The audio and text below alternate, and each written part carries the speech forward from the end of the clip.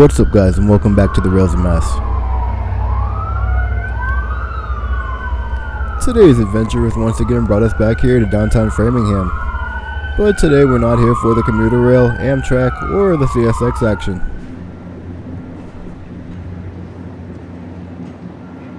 What we're really after today is a continuous welded rail train that has just arrived and been delivered for the MBTA. Just west of the Framingham MBTA station in CP22, we find ourselves here in the CSX Nevins yard. Just on the other side of the yard sits a welded rail train. As we make our way over the Nevins yard, we find a ballast regulator and a tamper sitting here. More signs the track work season is in full bloom.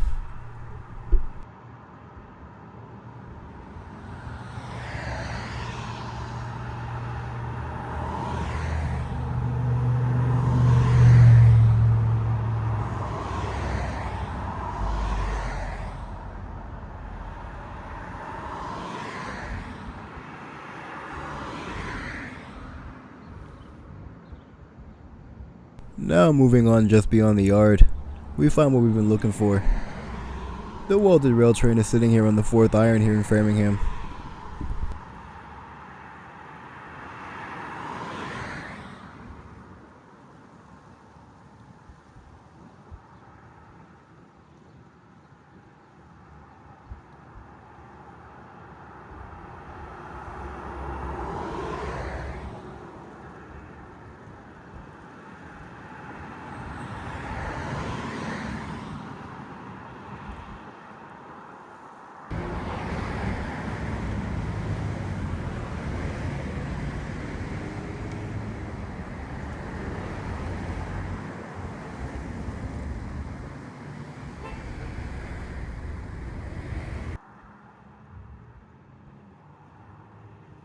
It appears this rail is destined for the Worcester main line between CP21 and CP11. This is all part of a 4.5-year, $400 million project that's going to add the third track between West Natick and Wellesley. There will also be station upgrades included in this infrastructure project as well.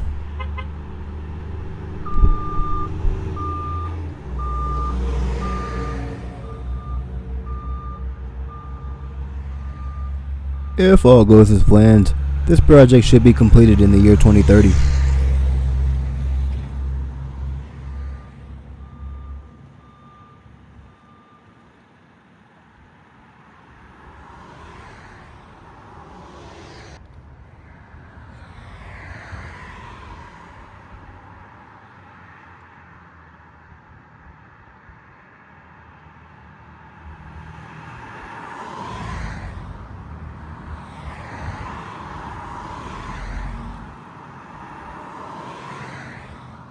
If all goes according to plan, it's hoped that this third track will be online during the middle of the Mass Pike Alston multimodal project. Even before that project begins, it's often a terrible commute for some people from the Metro West area into Boston, so having this additional option will definitely be a nice advantage.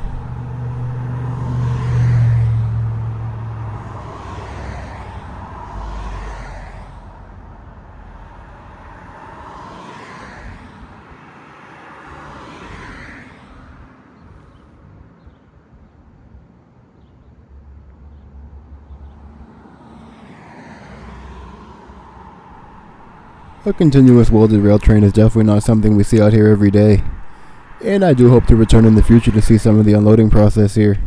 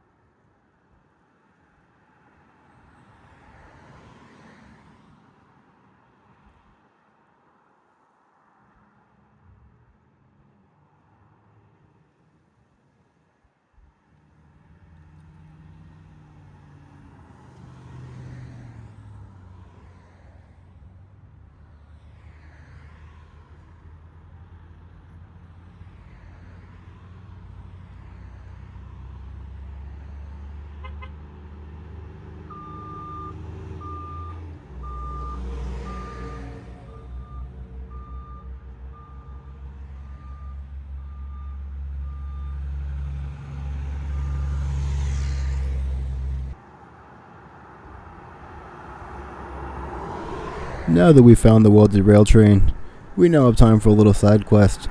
We're gonna head down the Holston industrial track.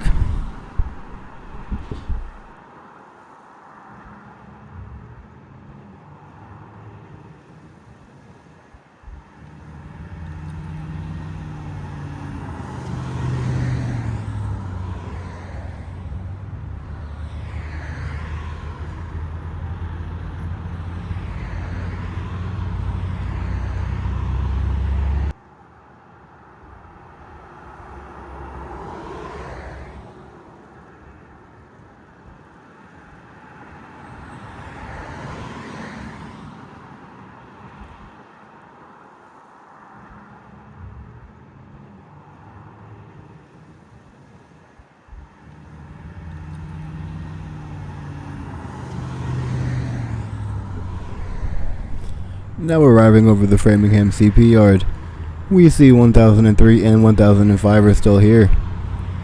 This was Monday, April 27th, 2026, but by the next day things had changed. The following day, Tuesday, April 28th, number 1005 was moved to the Framingham North Yard. Rumor has it the MBTA will be picking up his unit on an extra tomorrow at some point after rush hour and bringing it to BET.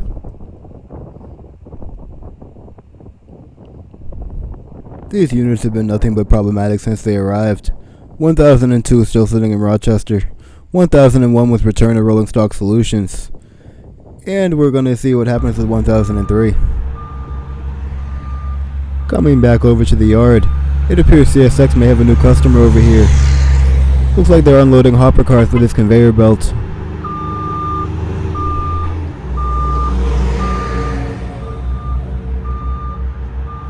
We'll definitely be checking back here in the future to see if any other activity happens.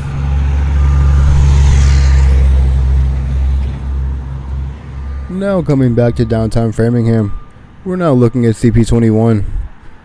This area is going to be the start of the triple track project all the way back through Wellesley. Now to gain a little perspective, here we see an outbound MBTA train arriving in Framingham at CP21, switching from track 2 over to track 1.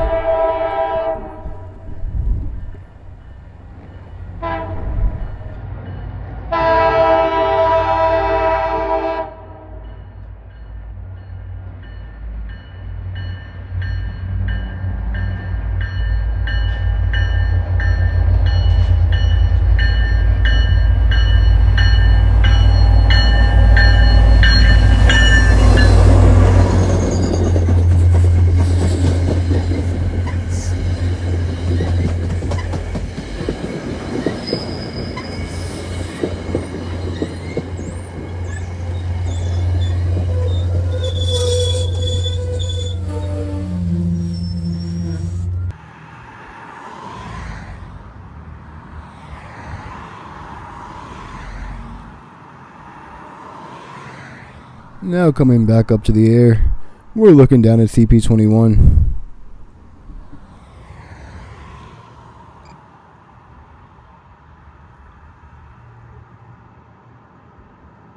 Branching off on the left there is the Framingham secondary track, with Framingham Station dead center on the top of the screen.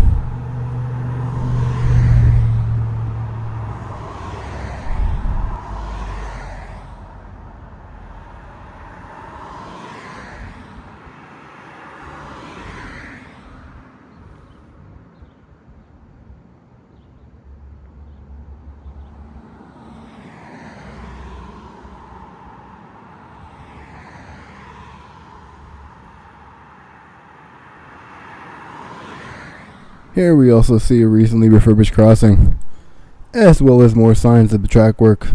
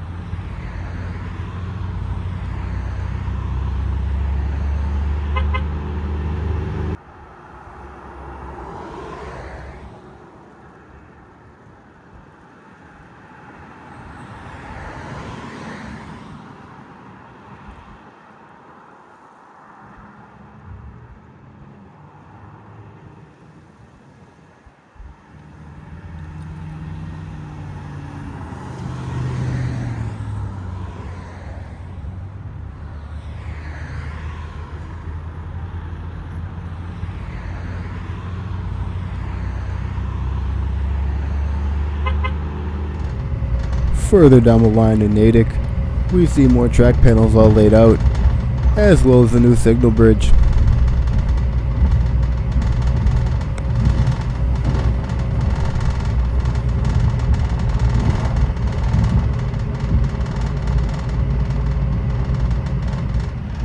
Here we also see West Natick Station from the train. It, along with Wellesley Hills and Wellesley Farms, will all be upgraded during this project.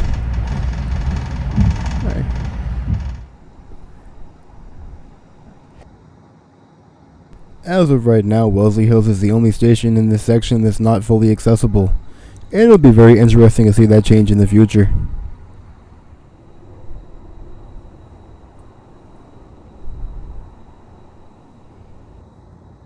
Usually this would be the end of the video, but our friend Tim caught the Boston and Maine Heritage Unit number 1030 at Framingham, so we're going to end the video that way.